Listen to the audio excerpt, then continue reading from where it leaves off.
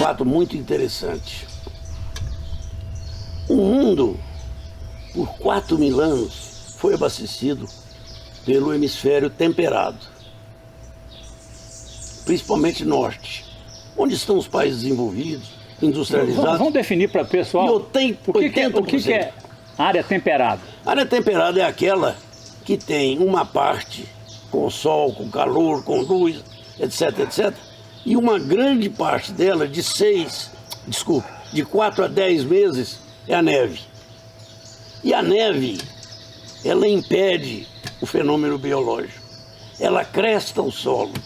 Paralisam-se todos os fenômenos. Toda a fotossíntese é bloqueada por aquilo. A própria fotossíntese. Caem as folhas. Só aquelas plantas que se adaptaram através de milhões de anos para vegetar ali são capazes, porque até as suas radicelas morrem. Então, é um período em que eles não têm condição de produzir nada em cima da terra. Mas eles foram muito espertos, desenvolveram processos técnicos, científicos, a ciência os ajudou para que eles aproveitassem esse fato do frio e da umidade como um fator de preponderância sobre qualquer região do globo. Fazer do limão uma caipirinha. Uma caipirinha. Uma caipirinha. Então, o que ocorreu de fato é que esta evolução que a gente está chamando a atenção, eles não tinham condição de produzir de 4 a 10 meses do ano. Não há possibilidade deles terem 2 safras. É impossível. Eles escolhem... A ideia de safrinha lá não faz o menor sentido. Nenhum sentido, não existe. Então, o que ocorreu é que eles conseguiram, através, como eu disse, da ciência e tecnologia, desenvolver conhecimento, produtos, insumos modernos, os fertilizantes quimicamente mais solúveis, os compostos para defender a planta das pragas e das doenças, os compostos para tornar o solo ainda mais fértil. E com isso, havia um fato muito interessante. A neve que cobria o solo, quando volta o sol na primavera, ela é derretida e umedece. E o calor do sol... Como se fosse uma chuva artificial, né? Vem o sol e há uma verdadeira explosão biológica naquele momento. E lá eles sempre aproveitaram essa explosão biológica para que ela fosse de altíssima produtividade.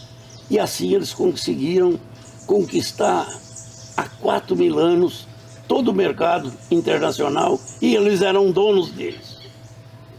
Isso aconteceu sucessivamente porque sempre encontravam áreas novas. As últimas áreas novas que eles tiveram no hemisfério temperado foi a planície central americana, onde está o Canadá e os Estados Unidos.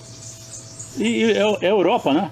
Também. A Europa já tinha sido. Já tinha sido, né? Já tinha, a Europa era velha, já tinha sido. Os europeus é que conquistaram e viram que ali eles podiam fazer a mesma agricultura que eles tinham lá, sem nenhuma dificuldade.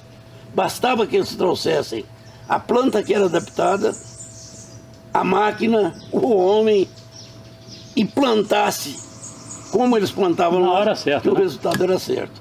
Então, enquanto houve a possibilidade dessa expansão diária da América do Norte, o mundo estava tranquilo.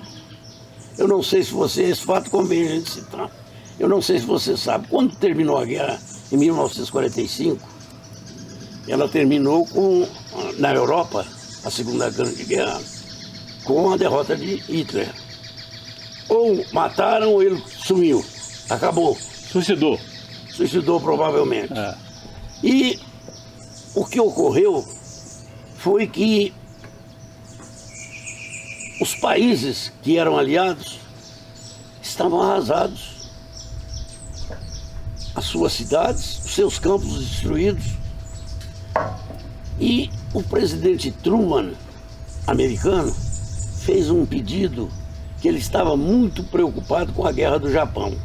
sabia que o Japão era um guerreiro sem limites, que ele ia lutar até morrer e que ia haver muito sangue e muita dificuldade. Então ele fez um apelo aos três que estavam unidos lá, a Rússia, a Grã-Bretanha e os Estados Unidos. Não, e a França e os Estados Unidos de cá, que eles continuassem. E eles reuniram lá em Londres. E foi o Churchill que respondeu a ele. Não há nenhuma condição de nós continuarmos na guerra, porque estamos com nossas cidades destruídas e os campos arrasados. Nós vamos passar fome se não dedicarmos exclusivamente a isso. Você sabe qual foi a resposta do Truman? Se o problema é esse, vamos lutar.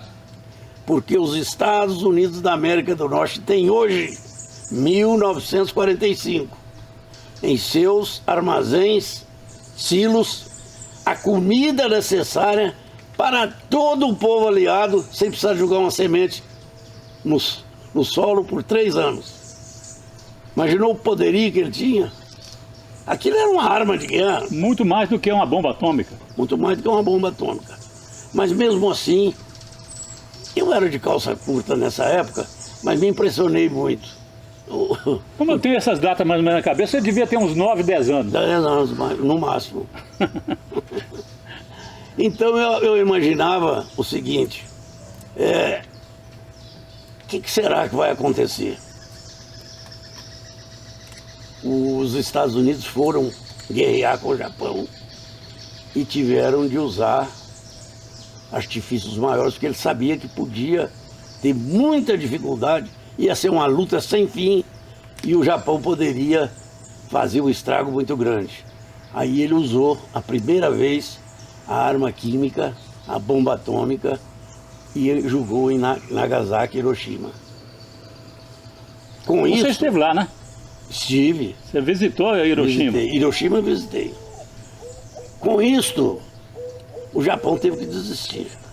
Houve o rendimento. O rei se assinou o tratado de rendição e submeteu aos Estados Unidos, que fez lá o plano Marshall. Que foi que foi uma beleza, né? Pois bem, isso aconteceu em 1945.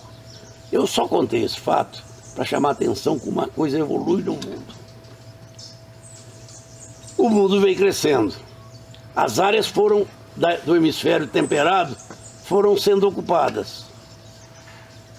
E quando chega em 1968, Malthus já havia previsto: o mundo vai passar fome.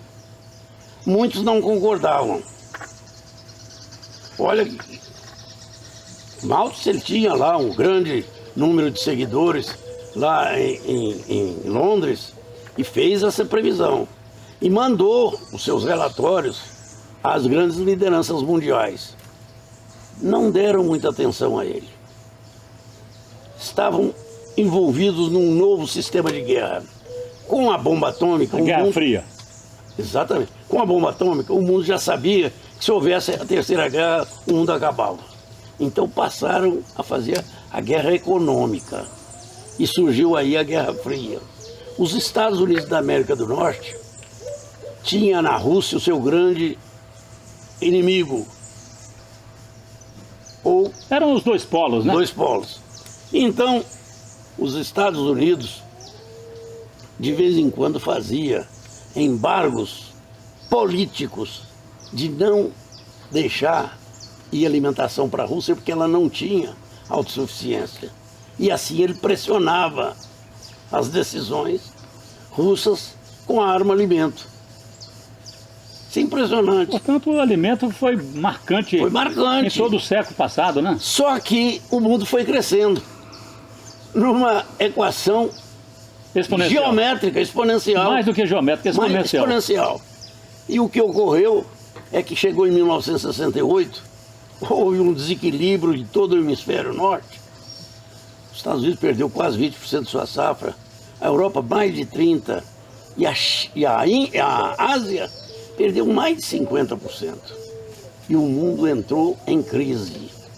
Os Estados Unidos da América do Norte, poucas pessoas sabem disso, em 1968, 45 para 68. Veja a diferença. Pouco tempo, né? Essa é a perspectiva de demanda que nós vamos ter daqui para frente. O mundo continua crescendo. Foi aí que surgiu o Cerrado. Não, vamos concluir. Eu estou querendo pular etapas, não precisa. Vamos concluir. O que ocorreu de fato foi que os Estados Unidos, o presidente americano veio a público dizendo que estava pela primeira vez fazendo um embargo não político. E se justificou. Os Estados Unidos da América do Norte têm hoje em seus armazéns apenas o alimento para o povo americano durante 6 meses. Tempo suficiente para a nova safra. Aquilo foi a mesma coisa, soltar uma bomba atômica. O alimento dobrou de preço no momento seguinte. E o Brasil era importador. A conta café, que permitia que o Brasil tivesse uma certa folga para importar, já começou a perder um grande espaço.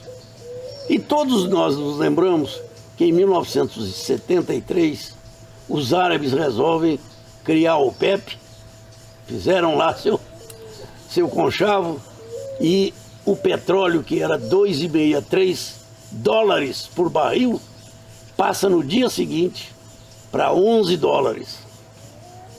Depois continuou 13, 15, 19 e foi embora. Nesta época, o Brasil consumia 80% do petróleo importado. Ele só produzia 20%. Faça a conta que você vai ver que o Brasil seria um país quebrado. Não teria condições. Nos dias de hoje a gente usa a expressão a tempestade perfeita, né? Tempestade perfeita. A nossa indústria é obsoleta. Ela precisava era de subsídios e não de estímulo para produzir. O Brasil estava quebrado. Fui convocado para o governo em 1974 com o presidente Geisel, que tinha isso. Ele era um estrategista e ele sabia. Ele tinha um relatório de Malthus. Tinha de tudo. Ele era um homem estudioso, muito estudioso, e ele sabia que isso era fatal para o país. E ao mesmo tempo uma grande oportunidade, né?